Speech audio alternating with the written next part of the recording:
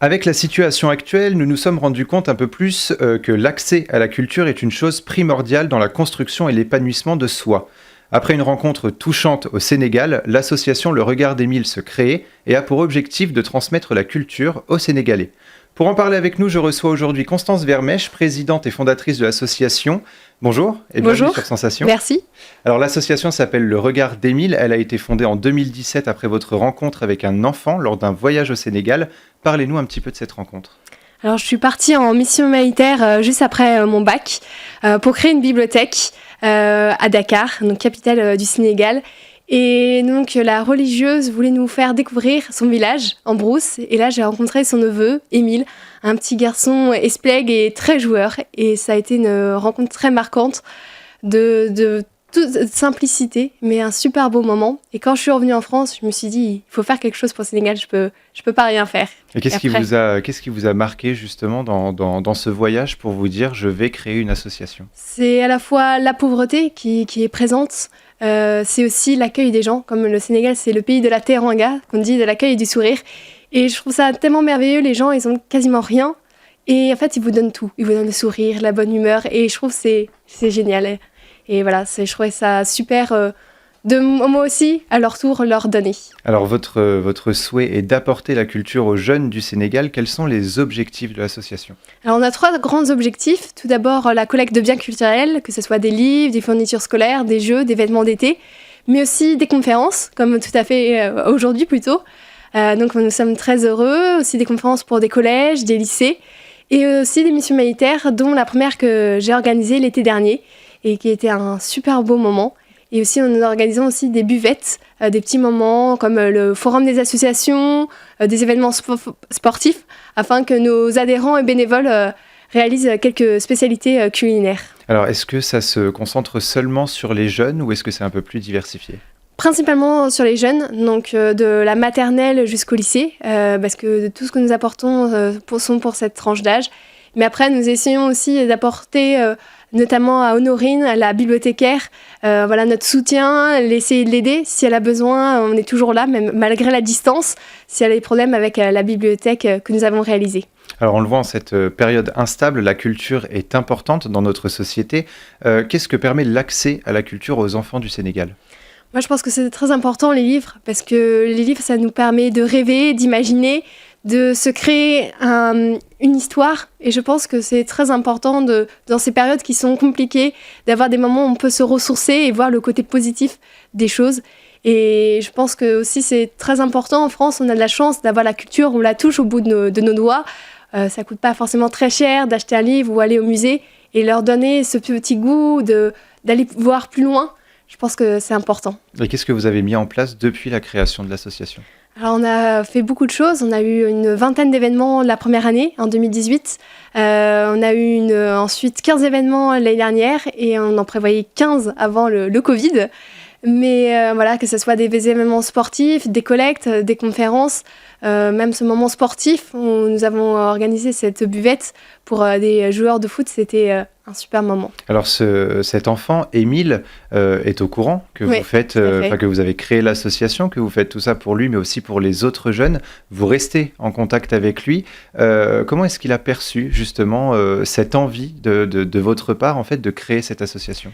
Il a été très ému. J'ai même reçu la vidéo où sa tante le filmait pour lui dire « Bon, Émile, j'ai une grande nouvelle à t'annoncer ». Et lui a raconté ça. Il n'avait pas forcément les mots au départ, parce que déjà, le français, c'est pas une langue qui est forcément évidente pour lui. Mais il était tellement content. Et maintenant, de plus en plus, il progresse beaucoup.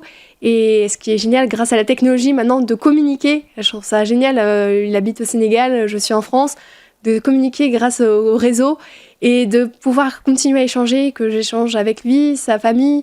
Mes deux mamans, ma maman discute avec la maman d'Émile. Je trouve ça génial, toute cette complicité. Et petit à petit, ce lien s'est pas transformé en simple enfant que vous avez rencontré, qui vous a marqué. C'est devenu presque un membre de votre famille. Pour moi, c'est ma famille. Pour moi, c'est ma famille de cœur. Si on est tous les deux dans des deux côtés, ma famille est en France et à la fois ma famille pour moi est au Sénégal. Si un de nous ne va pas bien, on est là, c'est une envie de rire, une envie de sourire. Et je trouve ça génial, tout ce partage. Et voilà, je sais que je retournerai au Sénégal, je ne sais pas encore quand, mais j'y retournerai, c'est sûr. Alors depuis 2017, l'association a évolué. Vous avez notamment formé une femme, vous le disiez tout à l'heure, au métier de bibliothécaire au Sénégal, toujours dans l'objectif de permettre l'accès à la culture. Comment ça a été possible ? Donc en fait, c'était lors d'une mission militaire, donc avec Honorine, nous l'avons formée. Donc ça n'a pas été évident parce qu'elle utilisait très peu l'ordinateur. Nous ne sommes pas comme en France où avoir un ordinateur est quelque chose banal. Assez banal, effectivement. Donc tout d'abord, l'aider à taper de plus en plus rapidement, c'était déjà quelque chose de compliqué. Lui expliquer au niveau de l'étiquetage, parce que nous avons étiqueté tout à la main, donc ça a pris beaucoup de temps l'été dernier, et faire des classifications qui étaient simples pour elle. Aussi s'adapter, je pense, en fonction des personnes qu'on a, c'est important. Donc voilà, et après, de toujours être présent si elle a besoin d'être là, de lui faire des petits concours de rapidité, aussi de dire, bon, bah, toute cette pile de livres à faire, allez, tu as 10 minutes, aussi pour la challenger aussi. Je pense que ça a été important, ça a été difficile, mais on a réussi. Et ce que je trouvais génial, on a aussi des élèves qui sont venus nous aider, ces enfants qui sont venus nous aider, et donc il y a de l'avenir qui est aussi présent. Et si elle a besoin d'aide, il y a aussi l'aide locale qui est présente. Et ça, je trouve que c'est important. Oui, il y a une volonté de votre part d'avoir cet accès à la culture, mais il y a aussi une envie, finalement, qui fait qu'ils demandent, finalement, à avoir cette culture et à progresser tout le temps. Et c'est pour ça qu'ils vous ont rejoint aussi dans cette aventure. Et je trouvais ça super, tous ces élèves qui sont venus nous aider, c'était super d'avoir vraiment une vraie transmission qui était présente. Alors, quelles sont les activités, événements ou rencontres que vous proposez aux personnes qui rejoignent l'association ? Alors, tout d'abord, on a des événements festifs. On aime beaucoup aussi s'amuser parce qu'on est des jeunes, une association de jeunes. J'ai créé cette association quand j'avais 18 ans et je pense que c'est aussi important de s'amuser. Et donc, on organise des repas où on est tous ensemble, des dîners crêpes, etc. Et c'est sympathique, on fait des jeux, on danse, on rit. Et ça, c'est important. Et vous faites aussi découvrir la culture sénégalaise. Vous faites des appels aux dons, surtout de livres, vous le disiez tout à l'heure, dans le but de créer des bibliothèques au Sénégal. Où en est le projet aujourd'hui ? Là, actuellement, donc la bibliothèque a été réalisée. Nous avons eu plus de 7000 livres que nous avons collectés au départ, qui étaient en France, qui sont maintenant au Sénégal. La bibliothécaire est super contente parce que vraiment les enfants dévorent tous ces livres qu'ils n'avaient pas. Et c'est vraiment un pur bonheur pour eux. Et aussi, il y a d'autres bibliothèques qui vont se créer parce qu'on a collecté plus de 27 000 livres à Loussienne, dans notre petite commune. Et donc, toutes ces bibliothèques qui vont être créées à fur et à mesure, notamment grâce à notre partenariat, le Lions Club International, qui nous aide énormément. Alors justement, dans votre ville, l'association est récente, 2017, je le rappelle. Comment ils le perçoivent aujourd'hui, votre association ? Comment est-ce qu'ils perçoivent votre association ?